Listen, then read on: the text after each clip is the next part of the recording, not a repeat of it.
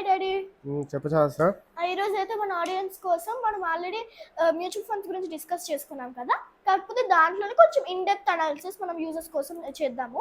నువ్వు డైరెక్ట్ ఇంకా రెగ్యులర్ చెప్పావు కదా, దాంట్లో కొంచెం రిటర్న్స్ డిఫరెన్స్ ఏమొస్తుంది? అది ఎట్లా అంటే ఇప్పుడు మీరు కనుక మ్యూచువల్ ఫండ్స్ ఆల్రెడీ ఇన్వెస్ట్ చేస్తూ అది మీకు ఇన్వెస్ట్మెంట్ రిటర్న్ సరిగా రావట్లేదంటే ఫస్ట్ ఈ వీడియో చూస్తూ మీరు పాస్ చేసి ఒకసారి వెళ్ళి నేను చెప్పేది మీ మ్యూచువల్ ఫండ్స్లో ఉందా లేదా ఒకసారి చెక్ చేసుకోండి. అదేంటి అంటే మనం కాన్సెప్ట్లో మనం చెప్పుకునేది ఏంటి, direct and regular plan. Direct and regular ప్లాన్లో ఎలా ఉంటుంది అంటే నేను ఫండ్ వైజ్ అనాలిసిస్ ఇస్తాను. ఈరోజు సేమ్ ఫండ్ తీసుకున్నాము. ఫర్ ఎగ్జాంపుల్ నేను ఇన్ డీటెయిల్ మొత్తం రాసుకొచ్చాను, ఎందుకంటే మన యూజర్స్కి నంబర్తో సహా రిటర్న్స్ ఎంత లాస్ వస్తుంది ఎంత గెయిన్ వస్తుంది అని చెప్పాలి కాబట్టి నేను నంబర్స్తో సహా రాసుకొచ్చాను. అదొకసారి వాళ్ళకి చెప్దాం ఎట్లా ఏంటి అనేది.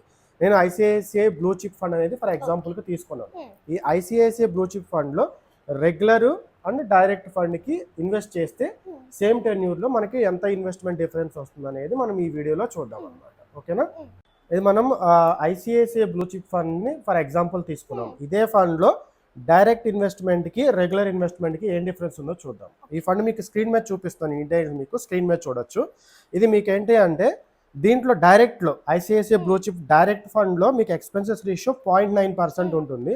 అలాగే మీకు ఎక్స్పెన్సెస్ రేషియో ఇన్ రెగ్యులర్ ఫండ్లో 1.49% ఉంటుంది. ఓకే, అలాగే మీకు రిటర్న్ తీసుకున్నట్లయితే లాస్ట్ 1 ఇయర్లో ICICI direct fund blue chip direct ఫండ్లో 42% వచ్చింది. మీకు అదే రెగ్యులర్ ఫండ్లో అయితే 36.65% వచ్చింది. మీకు ఎంత ఆల్మోస్ట్ 6% డిఫరెన్స్, 6.65%. అలాగే మీరు on and average all time return చూసుకుంటే ఆల్ టైమ్ యావరేజ్ మీకు 16.79% డైరెక్ట్ గ్రోత్లో వచ్చింది.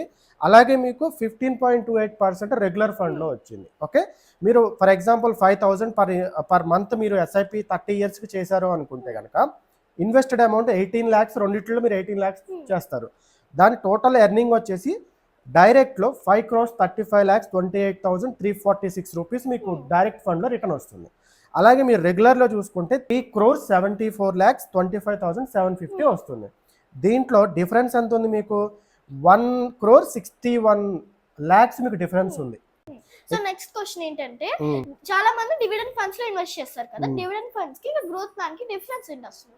ఇది సింపుల్ డిఫరెన్స్. మీకు డివిడెండ్ ఫండ్ అది గ్రోత్ ఫండ్ అనేది ఎట్లా తెలుసుకోవాలంటే మీకు స్క్రీన్ మీద మళ్ళీ చూపిస్తున్నట్టు మీకు ఐడిసిడబ్ల్యూ అని ఉంటుంది ఫండ్ పక్కన. ఐడిసిడబ్ల్యూ అంటే income distribution come capital withdrawal అనమాట అనేది మీకు ఒక ఆప్షన్ ఉంటుంది. అది ఉంటే డివిడెండ్ డిస్ట్రిబ్యూట్ చేస్తాయి అవి.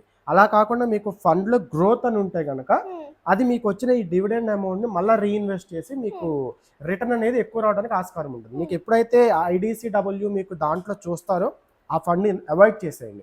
ఎప్పుడైతే మీకు దాంట్లో గ్రోత్ అని ఉంటుందో ఆ ఫండ్ మీరు ఆప్ట్ చేసుకోండి. Like ICICI blue chip growth fund అని ఉంటుంది, డైరెక్ట్ గ్రోత్, దాంట్లోకి వెళ్ళండి. అప్పుడు డైరెక్ట్ ప్లస్ గ్రోత్ వస్తుంది. సో మీకు అక్కడ మిడిల్ మ్యాన్ ఉన్నాడు, మీకు డివిడెండ్ రాదు. సో మీకు కాంపౌండ్ అనేది పెరుగుతుంది, మీకు రిటర్న్ అనేది పెరుగుతుంది. సో ఎప్పుడైనా సరే ఐడిసిడబ్ల్యూ ఫండ్ని అవాయిడ్ చేయండి. Regular direct and growth fund invest చేయండి. రెగ్యులర్ ఫండ్ కూడా అవాయిడ్ చేసేయండి. సో నెక్స్ట్ క్వశ్చన్ ఏంటంటే డిఫరెంట్ కేటగిరీస్ ఉంటాయి కదా ఫండ్స్ లో, స్మాల్, మిడ్, లార్జ్, ఇంకా సెక్టోరియల్ అని. ఈ నాలుగిట్లో 8 కేటగిరీలో మనం ఇన్వెస్ట్ చేయాలి. ఇది ఏంటంటే చాలా మంది ఏంటంటే బిగినింగ్ స్టేజ్ ఆఫ్ ఇన్వెస్ట్మెంట్లో చేసే ఒక బిగ్ మిస్టేక్ అనమాట. చాలా మంది ఏమనుకుంటారంటే స్మాల్ క్యాప్, లార్జ్ క్యాప్లో యూనిట్స్ తక్కువ వస్తాయి, స్మాల్ క్యాప్లో యూనిట్స్ ఎక్కువ వస్తాయి, ప్లస్ ఎక్కువ రిటర్న్ వస్తుందేమో అని చెప్పేసి స్మాల్ క్యాప్కి వెళ్తారనమాట. సో స్మాల్ క్యాప్లో ఏంటంటే మీకు ఒక సర్టెన్ పీరియడ్లో గ్రోత్ ఉండొచ్చు, కానీ దాంట్లో వాలటాలిటీ ఎక్కువ ఉంటుంది కాబట్టి స్మాల్ క్యాప్ ఫండ్లో మీకు ఫ్లక్చుయేషన్ ఎక్కువ ఉంటుంది.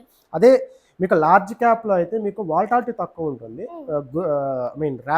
ఏదైతే మీకు గ్రోత్ ఉందో ఆ గ్రోత్ అనేది ఫ్రీక్వెంట్గా ఒక స్టేబుల్గా ఉంటుంది అనమాట. సో స్మాల్ క్యాప్ కానీ లార్జ్ క్యాప్ కంపేర్ చేసుకున్నప్పుడు మీరు లార్జ్ క్యాప్లో ఇన్వెస్ట్ చేయండి. అలాగే సెక్టోరియల్ ఫండ్స్, ఒక స్పెసిఫిక్ సెక్టార్ ఫండ్స్లో ఇన్వెస్ట్ చేస్తారు కొంతమంది, లైక్ ఓన్లీ ఫార్మా ఇండస్ట్రీస్, లేకపోతే కెమికల్ ఇండస్ట్రీ, లేకపోతే ఆయిల్ ఇండస్ట్రీ, లేకపోతే పర్టికులర్ బిజినెస్ సెక్టర్ ఏందో ఆ సెక్టార్ ఫండ్స్లో ఇన్వెస్ట్ చేస్తారు. ఎందుకు? ఫర్ ఎగ్జాంపుల్ కోవిడ్ టైంలో ఫార్మా సెక్టర్ మొత్తం బాగా పీక్లో వెళ్ళింది, మిగిలిన స్టాక్స్ అన్ని పడిపోయాయి, అది మొత్తం పెరిగింది.